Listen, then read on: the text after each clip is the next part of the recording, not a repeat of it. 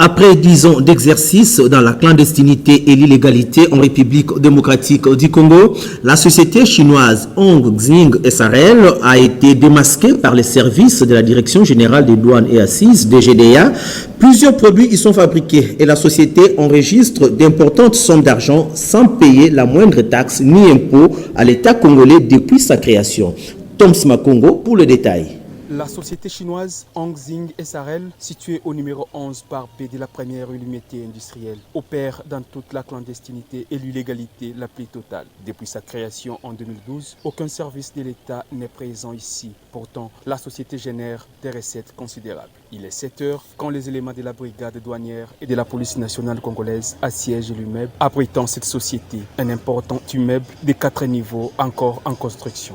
Comme on peut le voir, derrière ces rideaux métalliques, c'est la marmite des Kokambala où tout y est. Les activités économiques sont exercées sans la moindre présence des services étatiques. Cette société produit et commercialise des bouteilles d'eau minérale et de jus, produits dont la taxation révèle d'axil. Cependant, la DGDA ne reconnaît nullement l'existence de cette dernière, faute de l'autorisation d'ouverture. Ici, on trouve des machines géantes de la dernière technologie qui produisent 24/24 de bouteilles d'eau marque Béni et des jus très sollicités et consommés par les enfants. Au deuxième niveau, ce sont des machines qui auraient sûrement bénéficié des exonérations avant leur entrée sur les sols congolais.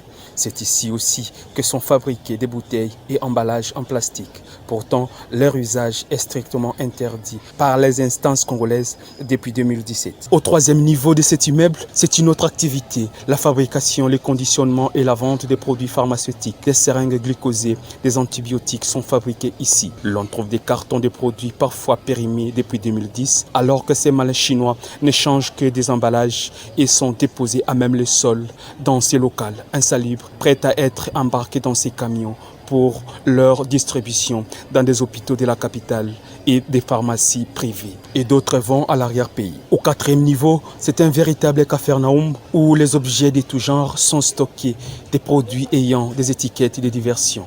Enfin, dans le bâtiment du derrière, à la résidence de ces sujets chinois, celui-ci leur sert du dépotoir des matières premières périmées et non contrôlées par l'OCC et le service du ministère de la Santé. Un endroit insalubre, produisant ainsi une odeur nauséabonde, rendant impossible la respiration, même pour quelques secondes seulement. Après une année, cette société a été scellée et les responsables ont été mis à la disposition des instances judiciaires de la République démocratique du Congo. Dossier à suivre.